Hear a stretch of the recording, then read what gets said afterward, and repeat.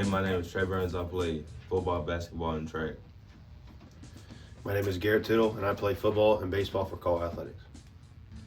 I'm Mark Granados. I play football and track. Chapter 4, On the Job, Day 1. As Gavin moseys up his front walkway, the door opens, and there stands Aunt Myrtle and Queen Carlotta. In her arms, all dolled up in a big pink satin bow, somehow clipped to the fur on the top of her head. She wears a little lace sweater and a rhinestone collar spelling out her name. There's no way in the world he can walk up that silly-looking dog without getting laughed at. He's new to the neighborhood. What's that going to look like? There's just no way. We've been waiting for the last 40 minutes, Aunt Myrtle says, starting right in. Where you dilly-dally? First of all, Gavin's not sure he knows what dilly-dally is. He guesses it means fooling around and wasting time. No, Aunt Myrtle, I came right home. She steps aside to let him pass. He can tell she's annoyed. Even the mutt, as Gavin thinks of her, lets out a quick snappish bark of complaint. Well, Carlotta's ready for her walk. Let me explain a few things to you. Aunt Myrtle turns and walks down the hall to the kitchen. Gavin wonders where his mother is, probably at the store. Then Aunt Myrtle lets Carlotta spill out of her arms, and immediately the dog begins its yapping, and runs in tight circles around Gavin's ankles. He tries to step out of the way before he feels the first nips. Carlotta, Aunt Myrtle says, sit. Carlotta sinks down onto her belly and then begins to scoot stealthily toward Gavin, who hurries to the other side of the table. She must be a demon dog, he thinks. Look here, says Aunt Myrtle. This is Carlotta's leash. Carlotta is a very good dog. She had special training. Carlotta had stopped scooting and now seems to be trying to clean her nose with her pink tongue. But keep her on her leash at all times. I want you to walk her to the park and then back here. That should be long enough. Aunt Myrtle reaches into her sweater pocket and pulls out a plastic bag. She hands it to Gavin. What's this for, he asks. Why is it for Carlotta does her business? Her business? Gavin has a sinking feeling. There's something about the term her business that he does not like. When she does number 2. Number 2? Gavin repeats, scrunching up his face. Yes, number 2. That's why you're taking her out, so she can do her business. Aunt Myrtle gives a short, vigorous nod. Number 2? Where's Mom? Gavin wonders again. Why isn't she there to rescue him? Number 2 goes in the plastic bag, and then you throw it away in the can outside when you get back. Yeah, Daniela says. Slithering into the kitchen, she goes to the refrigerator and takes out a carton of yogurt. Make sure you don't throw it in the kitchen trash. She gives Gavin a fake smile, then perquets and leaves as fast as she comes in. Aunt Myrtle has attached Queen Carlotta to her leash, and she hands it to Gavin and has him walk back and forth across the kitchen until she's satisfied he can handle the responsibility. Then she gives him a list of instructions. I need you to read the instructions I've written out loud so I can make sure you understand what you need to know about walking. Carlotta's Aunt Myrtle has written her instructions in cursive. Gavin has started learning cursive at the beginning of the school year. Miss Shelby Ortiz often has to rewrite stuff in manuscript because too many kids are still having trouble reading cursive. Plus, Aunt Myrtle's handwriting is really scribbly. Go ahead, she says, sounding kind of impatient. It's hard to read your handwriting. Oh, for Pete's sake, Aunt Myrtle says, sighs heavily. Now, listen carefully. Number 1, this is a retractable leash. You mustn't give Charlotta too much leash or too little. Best to let it have a little bit of a dip. Gavin has no idea what that means, but he's not going to ask her to explain. He just wants to get this chore over with as fast as possible. Okay, he says. Number 2, if you see another dog, say a dangerous-looking big dog, you make sure to keep Charlotta safe. Even if you have to pick her up, she looks at Gavin wearily. Do you understand? Yes, Aunt Myrtle. He actually doesn't know what he'll do in a situation like that, but he nods in agreement. Number 3, walk Charlotta for 30 minutes. Check your watch.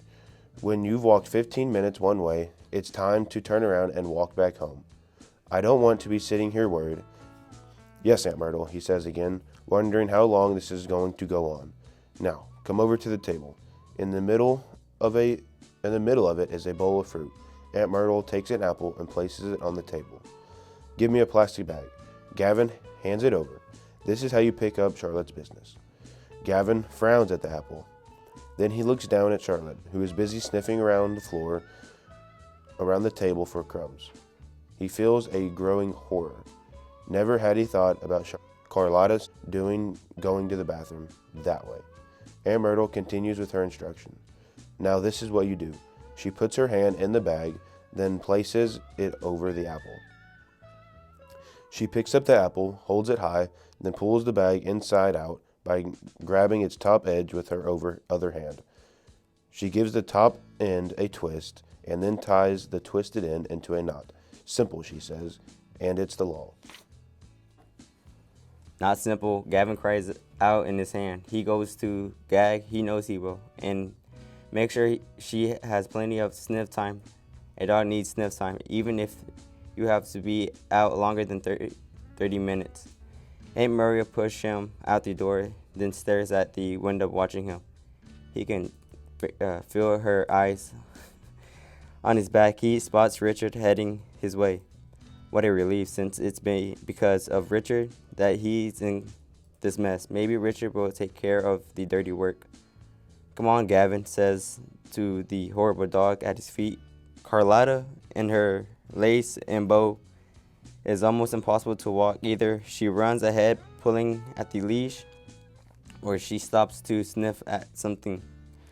Right in the middle of the walking at a half decent pace, she has to backtrack and get some sniffs and on something she might have missed. Why do dogs sniff so much? Gavin wonders, and Richard's no help either. His mind is on the new video game he played over at Carlos. He's telling Gavin all about it. At one point, he offers, "You should have brought some dog treats or something." Gavin sighs at the useless device.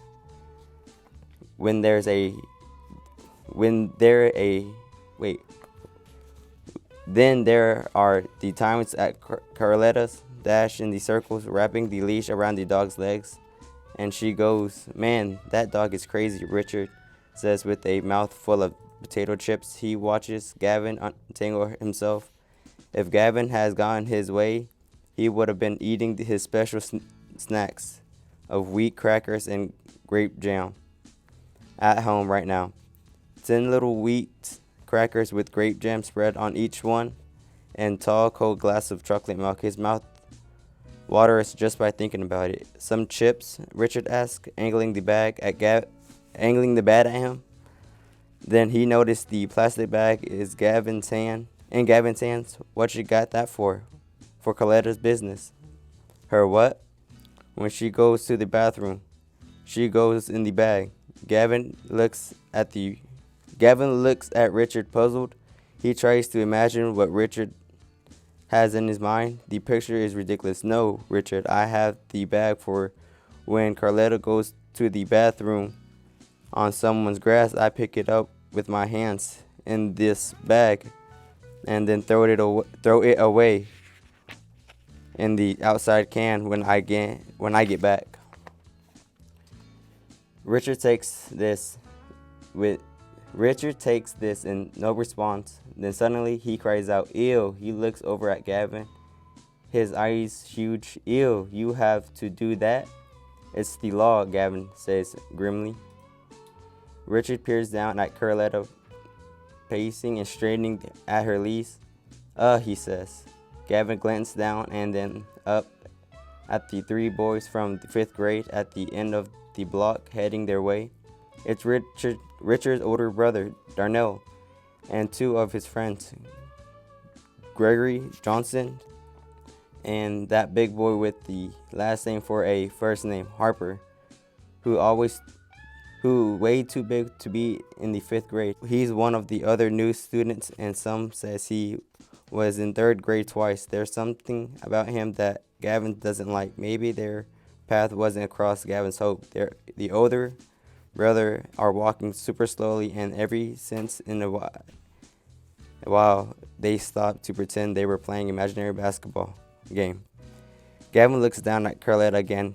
His heart sank as he take the pink little bow and lace sweater and the rhinestone collar. It can't get much worse. Plus, he got a pink leash in one hand and the plastic bag in the other. Anyone with a dog will know what's that for.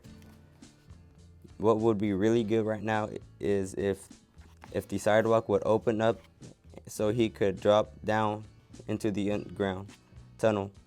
If he feels some big laughter coming up his way, Richard says, "There's Darnell and them." Gavin turns, pulling on Carlotta's leash as he changes directions. "Let's go this way," he says. But Richard is already waving his hand over a referee on football field and calling at his brother's name. "Hey, Darnell." "Oh, no, no, no, no," Gavin says underneath his breath as he sees all the boys' attention suddenly directed at them. He watches them stop and begin to point and laugh now.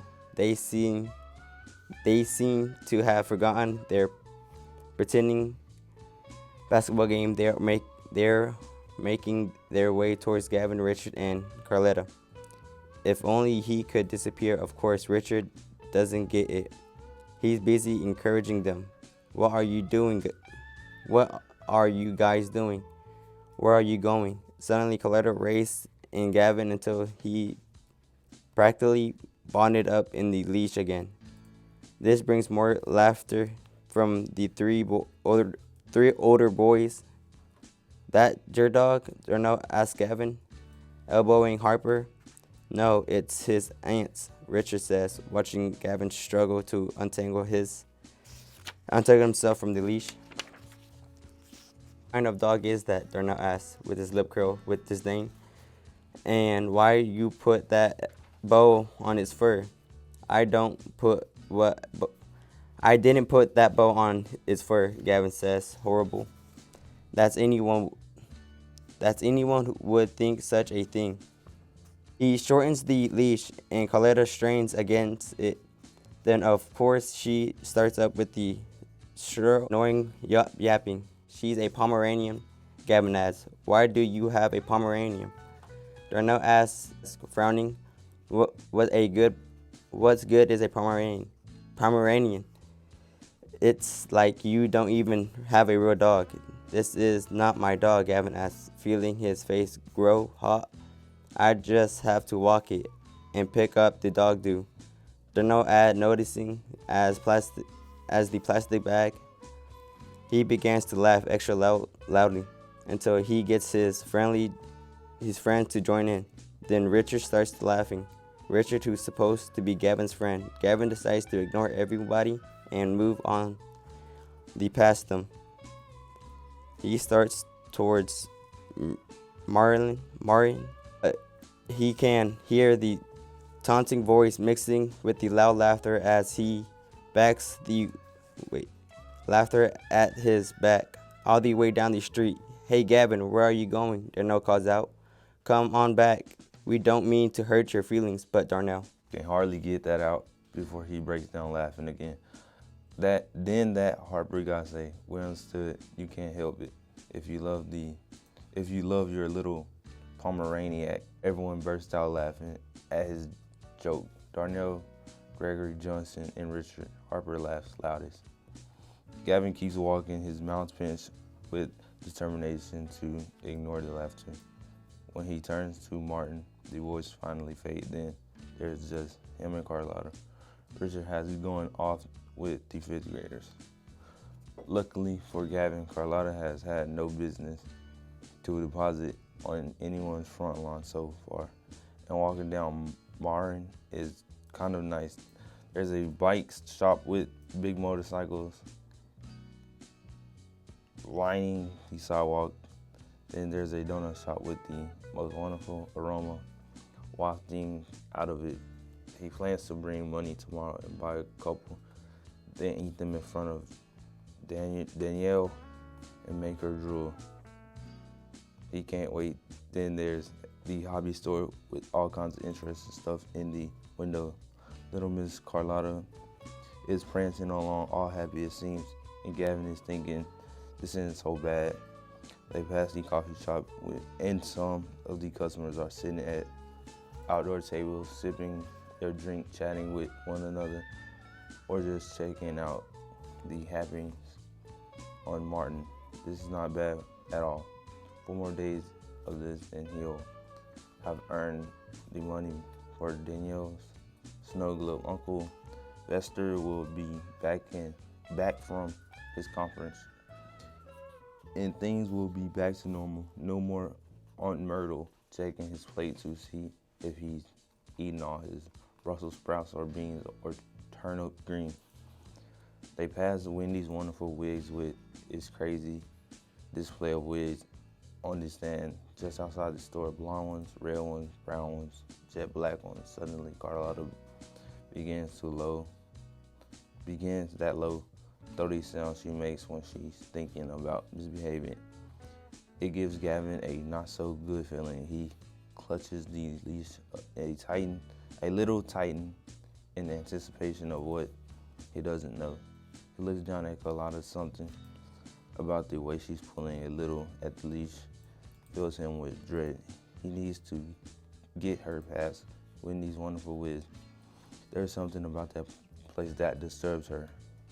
He could cross the street, but no, he's too far from the corner traffic light. It will be dangerous. He decides to go the other way, but Carlotta lurches forward, throwing her whole body into the move with surprising strength. The leash jerks back out of his hand, and Carlotta makes a mad dash toward the display of wigs. Helplessly, Gavin watches her leap at the blonde wig, cut it into shape of Moe's hair. The little Three Stooges. Carlotta lets out a low growl while shaking the wigs vigorously. Stop that dog! A voice behind Gavin shrieks. Could it be Wendy's wonderful wigs?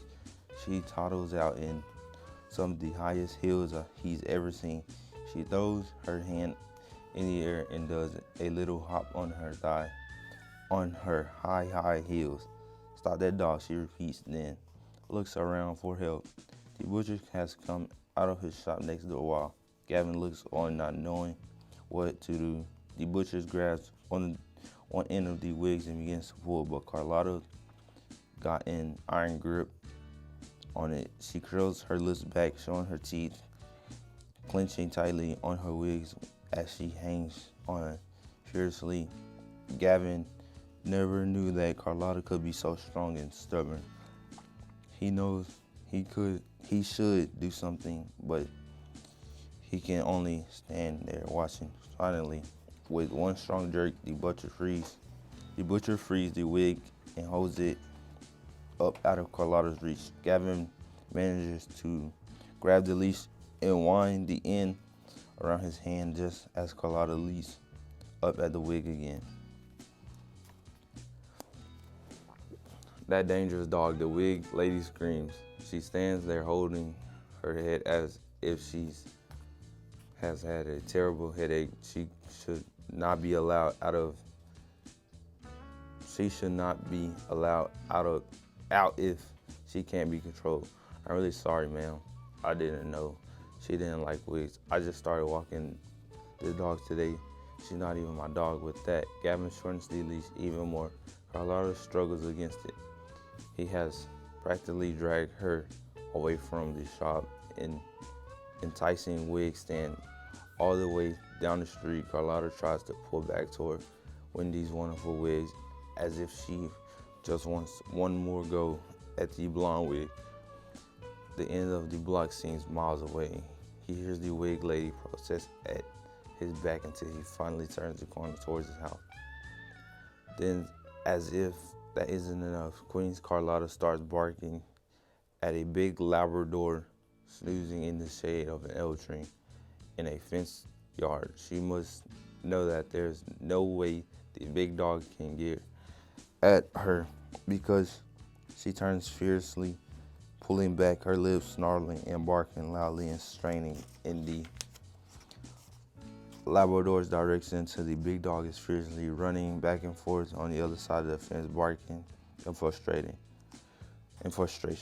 "Cut it out, Gavin," yells as he pulls her away. "Leave that dog alone." But Carlotta, still proving her bravery, pulls the other way. That's when he decides he's had enough. He scoots her hand and practically runs the rest of the way home. Of course, Aunt Myrtle is at the door waiting for him. Her brow is furrowed and her hand is on her chest. "I've been so worried," she says in a breathless voice. "Might I remind you, you were to walk her 30 minutes total. It's been a good 40 minutes. Gavin's shoulder sinks. He doesn't see all that much difference between 30 and 40 minutes. And anyway, didn't Aunt Myrtle tell him to give Carlotta's plenty of sniff time?" Then Aunt Myrtle spots the empty plastic bag in Gavin's hand. "You're bringing back that empty bag. You should have stayed out longer." Gavin looks up at his great aunt. He opens his mouth to speak, but he truly can't think of anything to say. He can't win.